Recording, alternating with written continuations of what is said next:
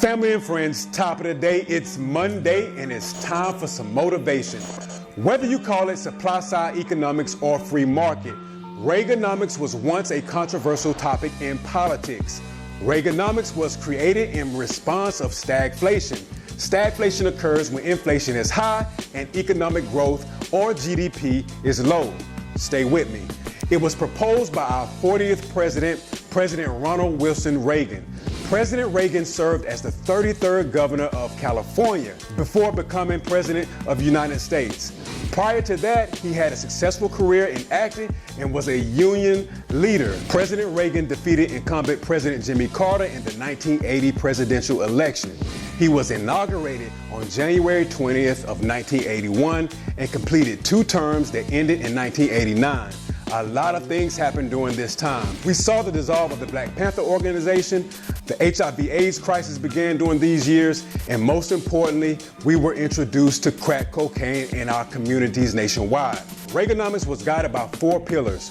1, reduce federal income and capital gains tax. 2, reduce federal spending. 3, reduce government regulations. And 4, tighten the money supply. Income tax is the tax imposed on individuals or entities for making money. The more money you make, the more taxes you pay. Not exactly. On a consistent basis, the wealthy found ways to not pay taxes proportionally. If you ain't making any money, this doesn't apply, so we'll just set this one to the side. Capital gains tax is the tax on non-inventory items like stocks, bonds, and real estate. Again, this doesn't apply to those who do not possess any of the aforementioned gains. Reduce federal spending. The government works on mandatory and discretionary spending. Social Security and Medicare are mandatory, while military spending and foreign aid are both discretionary. The U.S. spent $176 billion on military spending in 1981.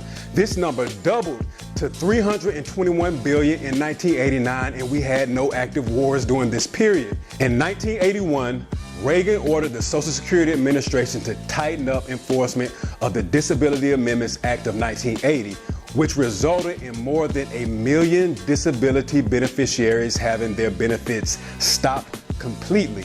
I'm not sure how you can reduce federal spending when defense spending doubled during the administration under peacetime, and you vicariously cut Social Security, a mandated expense, but I digress. Reducing government regulations only benefited business entities. The plan was to place all of the money in the hands of businesses, and they would, in turn, do the right thing by the people. I would say stay with me, but I don't even understand this one. So I'm just gonna say, stay seated. One of the hidden benefits of Reaganism was tightening up on the money supply.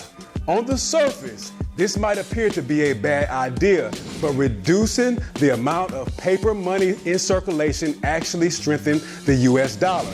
This would be the reason I could take $1 into the store and come out with a full bag of candy growing up.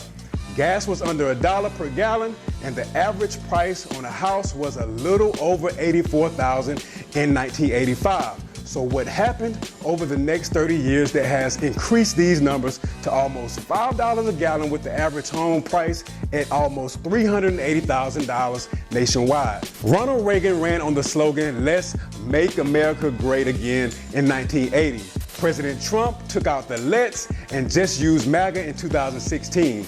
You see, to make America great, we had to take an L. It's unfortunate that this loss came at the expense of the majority. Again, if you believe legacy creation and wealth generation can be achieved through home ownership, I'd be happy to help. If you believe in taking L's, I offer you Reaganomics. Make it a great day.